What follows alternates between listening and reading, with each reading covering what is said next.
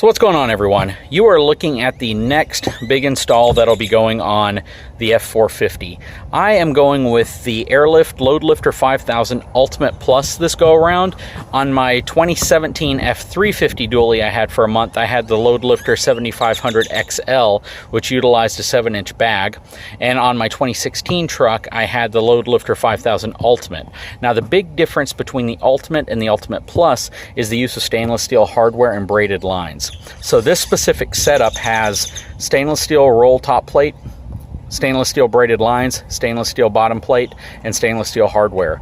This is a really good setup because it kind of gives you that reliability of stainless steel while at the same time still giving you the internal joust bumpers. And that was the reason why I chose not to go with the 7500 XL at this time, because the 7500 in its current state does not have the joust bumpers. And I know that that's something that I believe they'll be adding at some point in the near future. Another reason why I go with Airlift: lifetime warranty, outstanding customer service, and the product just works really well.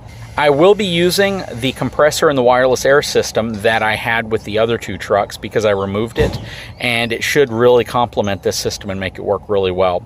Now, the reason why you want something like this is because when you load like a fifth wheel or a trailer in the back that squats the back down, the headlights tend to point up in the air, and the airbags give you the ability to level your ride back out to make sure that your headlights aren't shining into oncoming traffic.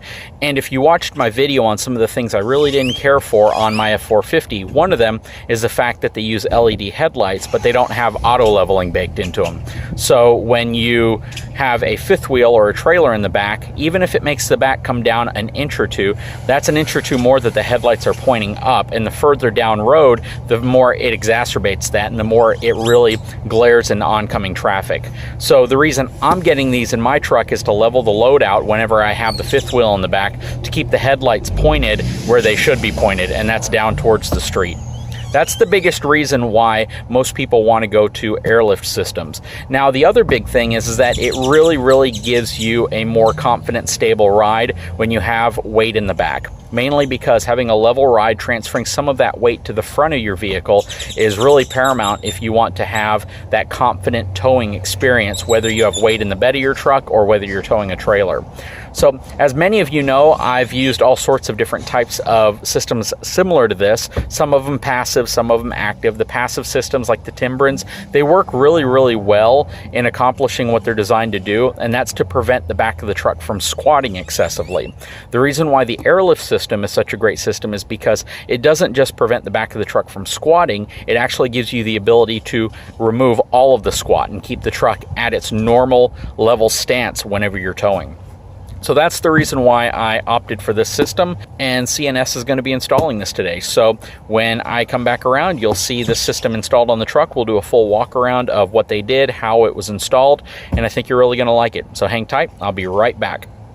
So I'm back to pick up the truck. I'm here with Robert. He just walked me through how they set this all up. They have the bags cranked all the way up to 100 PSI right now. They do that and let it sit just to make sure there's no leaks. They squirt soap on all the connections, make sure everything looks really solid. So I'm going to walk you through exactly what they did and just how clean of an install they did. One thing I do want to point out though is all the connection points with hoses, anything that had to be cut, they used the proper hose cutting tools to make sure it was a clean cut. The last thing you want to do is use something like a wire snipper, pinch the hose, and then it's not going to make a solid connection. So everywhere that they had to cut a rubber hose or a plastic hose, they did it the right way, and I really appreciate that. As you can see though, the truck is sitting high in the back because those bags are up to 100 PSI right now.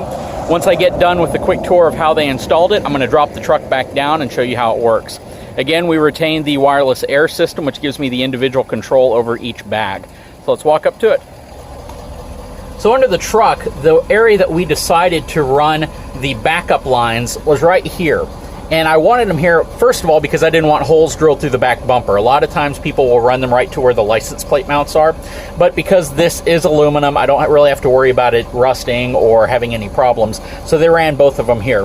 This is to the driver's side, this is to the passenger side. If for some reason the compressor fails and I need to manually air up the bag with a compressor, like my Air compressor, I can simply pump it up right here. So we're in good shape.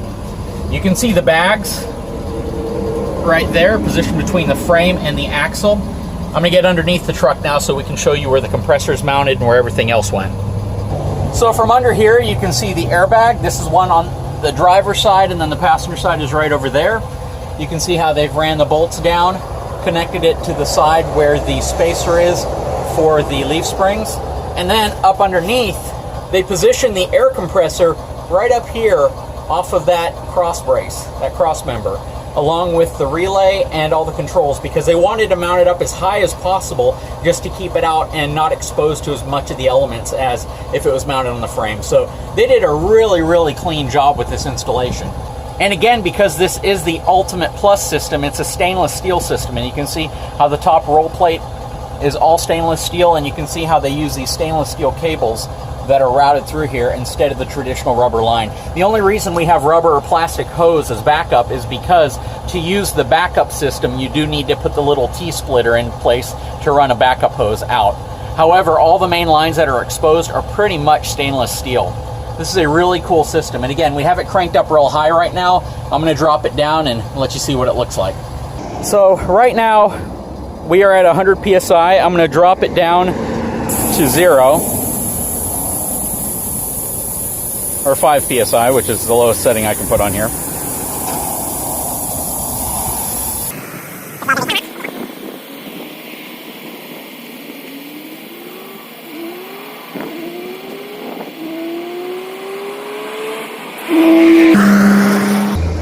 Okay, so we have the truck dropped all the way down to 5 PSI.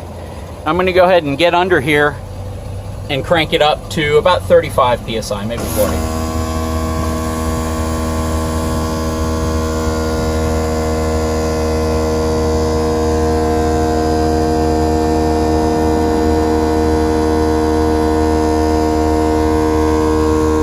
You can hear the compressor working. Again, the compressor is attached to the inner portion of this cross member right here.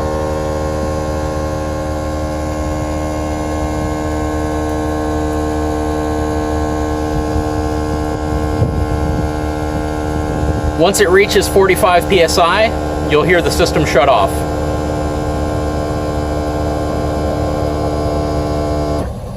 And the system shut off.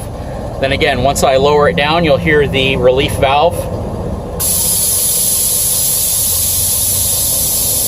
And we'll drop it to the correct PSI. Now the cool thing about this system is that if for some reason I put something in the back that adjusts the PSI in the bag, the system will automatically kick in to compensate for that. Just wanted to take a quick moment. Again, thanks Robert. You guys do phenomenal work here. It impresses me every time I pick up my truck and I see just the quality of work you guys do. Thank you. Guys, if you ever need anything done and you're anywhere within the realm of getting out here to C&S, by the way, they're going to be changing that logo here pretty soon to a new logo that I helped create, by the way, so that was really cool. But if you guys need any kind of custom truck work done, fabrication, that kind of stuff, this is the company to call. They get calls from people all over the country, and I think even a couple customers from Canada are going to be bringing their vehicles down to have them work on it here. This is the place to go, everyone. Guys, if you haven't had a chance, please subscribe to my channel. Please take a moment, give me a thumbs up. I look forward to doing another video for you all. Talk to you again soon.